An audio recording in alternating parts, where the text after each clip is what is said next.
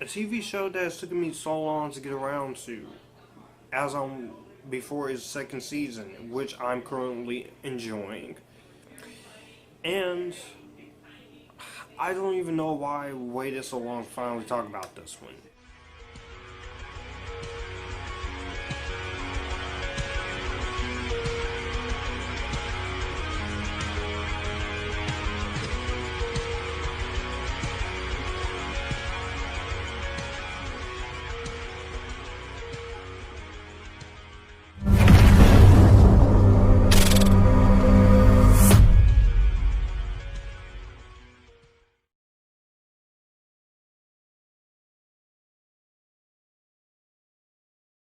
What's going on, guys? This is Josh, aka Future Filmmaker 3940 Reviews, where I talk movies, TV, and music, and I'm here to give you guys my thoughts on the first season of the Amazon Prime TV series, A Group of Vigilantes, The Boys.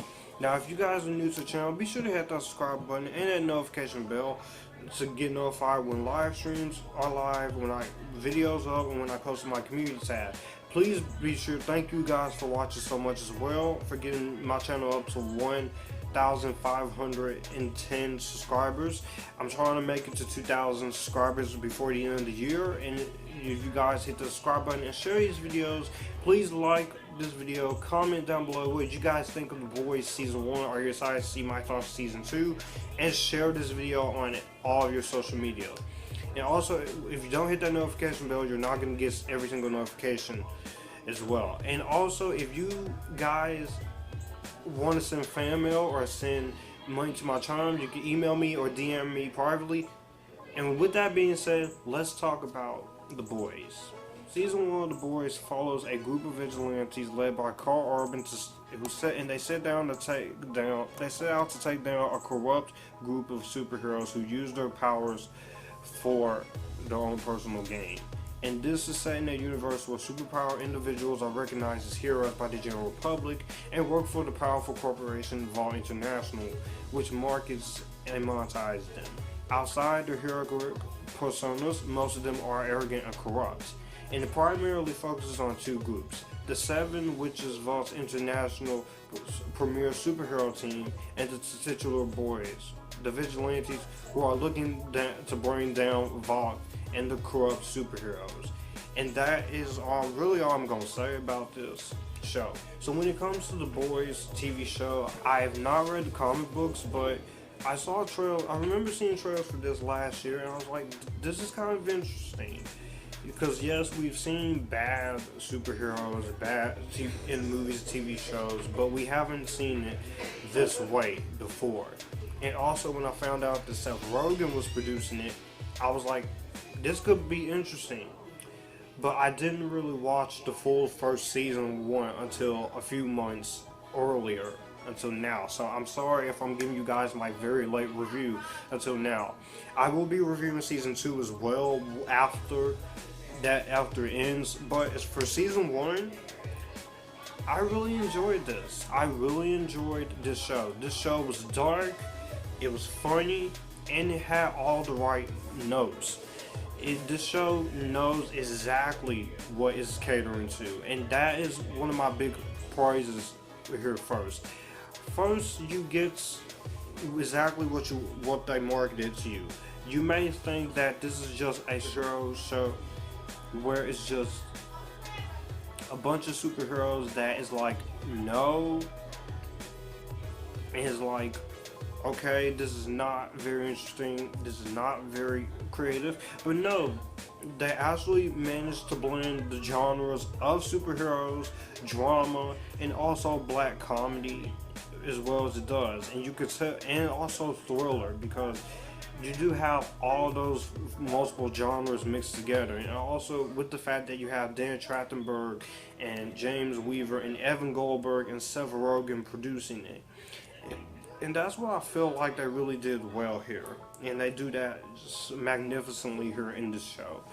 Also, I do have to say that the way this show looks is beautiful. This is a very beautifully well shot show. The way the camera uses different tricks, the way you get close-up shots, and just the aspect ratio alone and the color palettes alone, you feel like you're in this reality. You feel like you're in this sort of environment that with the boys, and you feel like that the camera setup here is a single camera, but I do love that, and I really did appreciate that. And I really did like the characters too. Now, I'm gonna say the main group, the boys themselves, they were very interesting. First, I want to talk about Billy Butcher, played by Karl Urban. Karl Urban obviously is a great actor. Dread, Thor Ragnarok, and the Lord of the Rings movies. You've seen him in a bunch of stuff, and he proves himself once again here. He is the leader of the boys. He's a former SAS operative who distrusts all individuals with superpowers, and he has a hatred towards Homelander, which we'll get to in a minute. And he believes that Homelander is responsible for the disappearance of his wife, played by Chantal Van Satin. Not bad. But I like his character because you see the hatred that he holds towards Homelander. You do see why he wants to go after this guy, and I liked him. He was a very fun and interesting character, and his performance, he was one of my favorite performances of this entire show. Also, Jack Quaid as Hughie Campbell. He's a civilian member of the boys who joins the team after his girlfriend is killed by A-Train, and he was pretty entertaining to watch. I liked him. I thought he had some nice qualities to him. I thought that his arc had a lot of impactful things going for it as well, as you watch every episode here. And also, the rest of the boys I do want to talk about here. You have the second in command of the boys, which is Marvin T, aka Mother's Milk, which is played by Laz Alonso, who is a fun actor I love seeing. He's responsible for organizing and planning the operations, and he promises to lead the group for the safety of his own family, because he does have a family, and you care about him and his family. And I think that was very amazing in the way they did his arc, and in part due to his freaking clashes with Frenchie, but he finds himself lured back by his closest ally. And his past, which I really like, it is very complicated, it's very scarred, and it has led him to this obsessive compulsive attitude that he does have. And I very much enjoyed him, as well as Tomer Kapon as Frenchie. Now, he's in charge of international arms trafficker. He's skilled in munitions, ordnance, infiltration, and communications.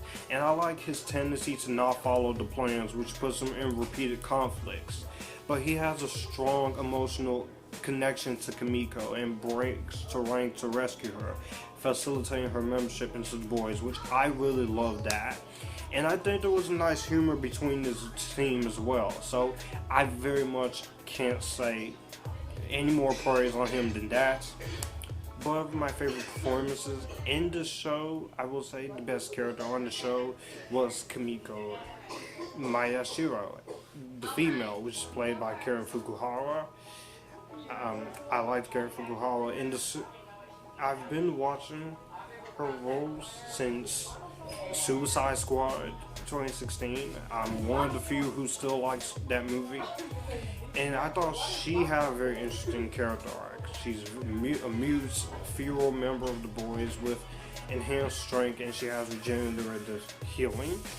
And she's injected with Compound V as part of a scheme to create superpower terrorists. She joins the team of the boys after they rescue her, and when her brother arrives in America and disobeys Butcher's orders to kill him, he instead convinced to join her. And I pretty much liked the arc that she was given. I thought she did a really good job as well.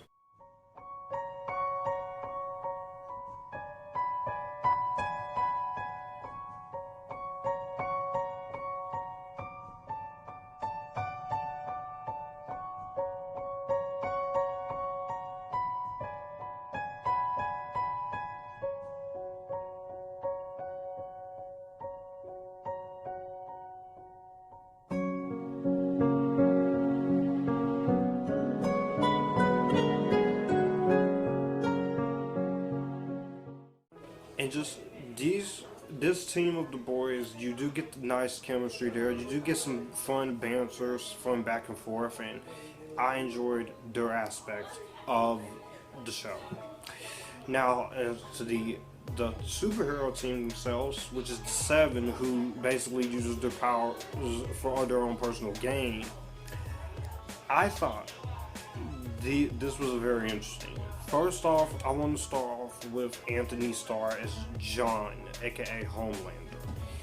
He is the leader. He's the power-hungry, possessive one, the narcissistic, the sadistic villain of the team, and he cares little about the well-being of those he professes to protect. And Homelander, Antony Starr, he plays a very intriguing, very intimidating villain, or a superhero, as I should say, if I do say so myself. He is the leader of the Seven, and his powers, of course, you have flight, superhuman strength, and durability, and the laser and X-ray vision. He's pretty much an evil version of Superman. It's like you take Superman, but you make him more like this. And beneath his image as a noble hero, you do get that side of him who is sadistic and who is less caring. And I thought that was very well written on the TV show writer's part. I do very much enjoy him. Also, you have Dominique McElligott as Queen Maeve, aka Maggie Shaw, who is a veteran of the team, and she has enhanced physical strength and durability. She once wanted to protect innocent lives. She has become disillusioned with them and suffers from burnout and PTSD, aka post-traumatic stress disorder. And she is still romantically attached to her love interest, who acts as her confidant. And Homelander out on her networks, he spends the TV show intimidating her, which I very much love her for the most part. Also, A-Train, played by aka Reggie Franklin by Jessie T. Usher. A speedster of the Seven, he is determined to maintain his status as fastest speedster, in him becoming addicted to Compound V. And so he's out from the Seven at the end of the season. Spoiler alert, which I'm not going to go too much into spoilers, but I like Jessie T. Usher's performance. I liked him ever since Independence Day Resurgence, and he was good in Shaft, so I very much enjoyed his character as well. And also Chace Crawford, he's a member who possesses the ability with aquatic life and breathe underwater, so he's basically a darker version of Aquaman. He is looked down upon the other members due to his status as the aquatic hero, and he's motivated by his feelings of inferiority and body dysmorphia. And there is something he does to Starlight, which I haven't even gotten to yet because I'm saving the best for lives. But Chace Crawford, he really does a great job as well. Really enjoyed Nathan Mitchell as Black Noir, and I also very much enjoyed. I thought he was great. He's a silent member of the Seven who possesses superhuman strength, and his appearance is with a dark costume, and that was very interesting on my part, and I think he did a great job. But saving the best for last here, we have to talk about the lovely Erin Moriarty as Starlight, Annie January, which I thought just very much like Kamiko. I thought Starlight was the most fascinating character, the second most fascinating character besides Homelander. And her power is that she's a light-emitting superhero and a member of the Seven, and she's one of the few superpower individuals sincere in helping the public. But she also questions her loyalty to the Seven after she learns the true character and becomes a double agent for the boys, which she does form a romantic connection with one of them. And I loved Starlight. I thought she was badass. She was awesome. I like her light. I love her powers, and I gotta say, her costume is really sexy. If Moriarty, I think she's a great actress. I liked her in I haven't seen much of her movie-wise, but I can't wait to see more of her, especially after this.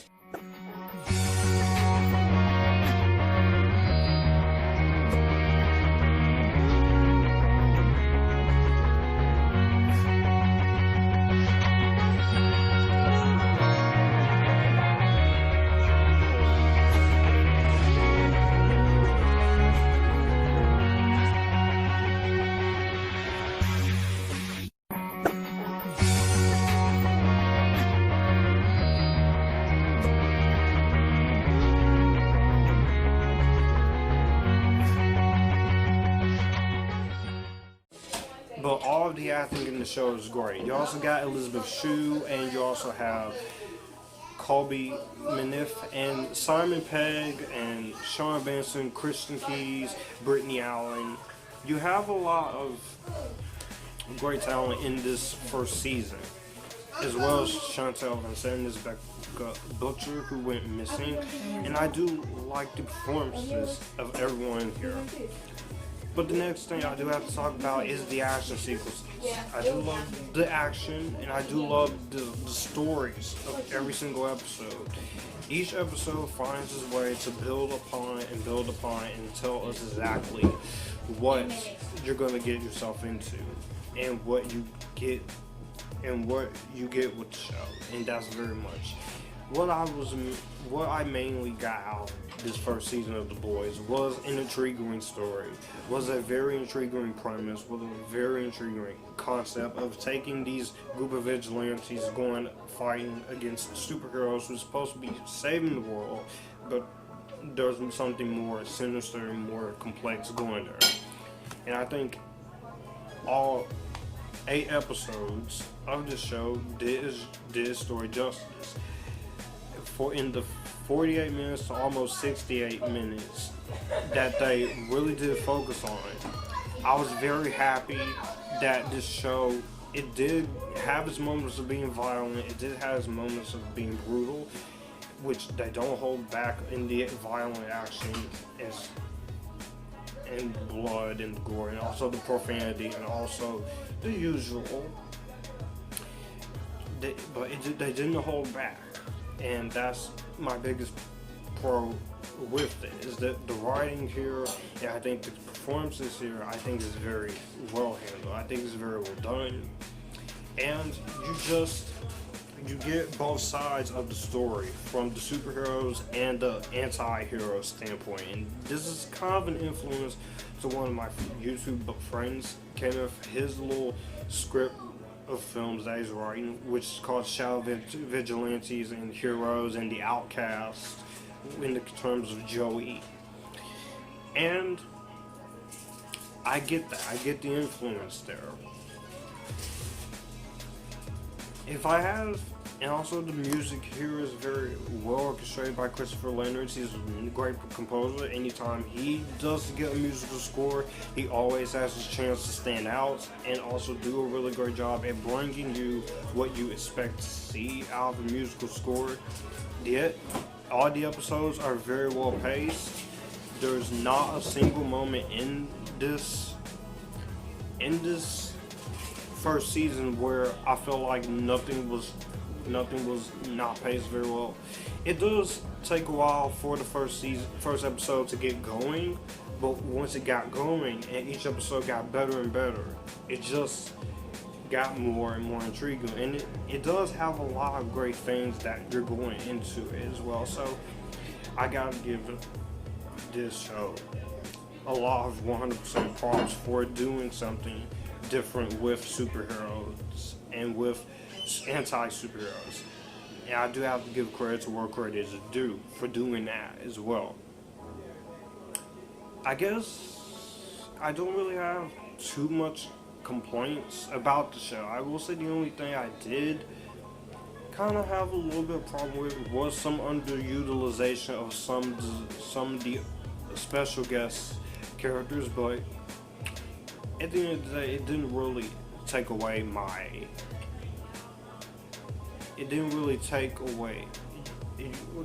how much I enjoyed anti-heroes of this And it does please a lot of superhero fanatics like myself, where it does give you a new group of anti-heroes to root for. Now, granted, this show is not going to be for everybody, especially if you're not into anti-superheroes, but I do enjoy it. It's nice, clever changes. They do change stuff from the comics. It is pretty much like the comics, but with some changes.